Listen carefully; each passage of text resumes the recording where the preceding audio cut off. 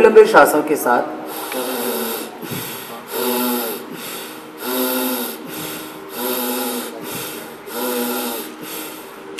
फिर पूरा पंजा आगे पीछे दबा दें।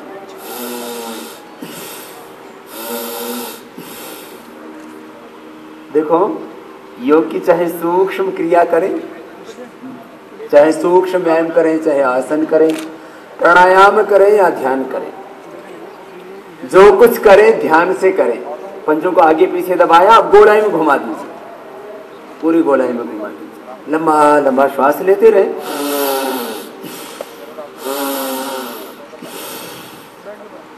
आपकी श्वासों की सुसाट सुनाई नहीं दे रही है मैंने। हाँ, ये खुल करके श्वास लीजिए। आदरणीय जेटली साहब ने श्वास लेने पर कोई टैक्स अब तक नहीं लगाया है। लंबे लंबे श्वास लेते रहिए।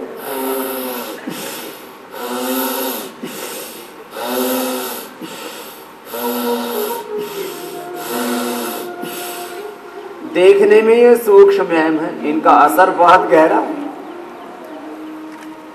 अब दोनों हाथों की अंगुलियों को इंटरलॉक कर लें। आगे से आपके हाथ पंजों के ऊपर से आए, कोशिश करें, और पीछे से आपके हाथ जंघाओं के ऊपर से। ये देखने में सूक्ष्म है। कोहनियां सीधी रहे, कोहनियां मुड़े नहीं, कोहनियां सीधी रखें। अब देखने में ये सूक्ष्म सा है, लेकिन इससे पेट का बहुत ही साइंटिफिक तरीके से व्यायाम होता है। ये बहुत ही साइंटिफिक, बहुत ही इफेक्टिव और बेनिफिशियल एक्सरसाइज है, पोस्चर है, अभ्यास है पेट के लिए, पीठ के लिए, माता बहनों के यूट्रस ओवरी के लिए।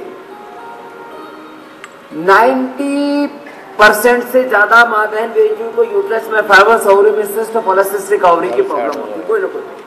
पुरुषों को प्रोस्टेट की। और आखिर पीछे पूरे जाओ, अभी रुकना नहीं है। ये तो मैं बोलता रहता हूं करते करते। जब तक मैं करता रहूं, जैसे करता रहूं, वैसे आपको करते रहना है। ये माताओं बहनों की यूट्रस ओवरी के लिए, पुरुषों के प्रोस्टेट के लिए थोड़ा थोड़ा करवा रहे हैं बस। इसको 4-5 मिनट तक किया जा सकता है, इतना की बात कर रहे हैं। तो ये हमारा सारा कार्यक्रम स्वास्थ्य की स्वाधीनता का। हम आजादी के साथ जिंदगी को जीना चाहते हैं। दोनों पैरों को मिला लीजिए, तलवों से हिला लीजिए। ज्ञान योग, कर्म योग, भक्ति योग। योग से हमारा पूरा जीवन उन्नत होता है। बॉडी की स्ट्रेचिंग हो रही है, माने अंगुलियों अंगूठों से लेकर के पैर के और ऊपर हाथ की अंगुलियों से लेकर के, कोहनियों से लेकर के, और पूरी स्पाइन की, पूरे पेट की, पूरी बॉडी की स्ट्रेचिंग हो रही है।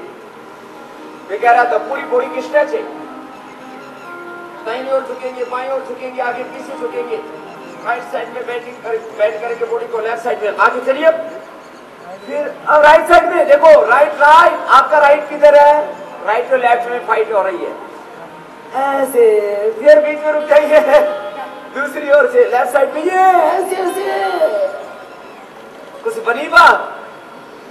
किसी को तो साइड में मसन डर रहा है, आपको मोटे हो रखे। पथ का अंतिम लक्ष्य नहीं है, पथ का अंतिम लक्ष्य नहीं है, सिंहासन चढ़ते जाना। थक नहीं गए? ये जो अभी अभ्यास बताते हैं ना आपको, ये त्रिकोणासन, कोणासन, पाद हस्तासन, तिर्यक ताड़ासन, ये मोटापा के लिए बड़े इफेक्टिव है। एक बार फिर से कर लो। पसीना बहाना थोड़ा, कितना अच्छा है ना। आपको थोड़ा शरीर फ्लेक्सिबल हो गया, गर्म हो गया है ना। अब गर्म गर्म लोहे पर चोट करो तो जैसे ढालोगे वैसे हो जाएगा।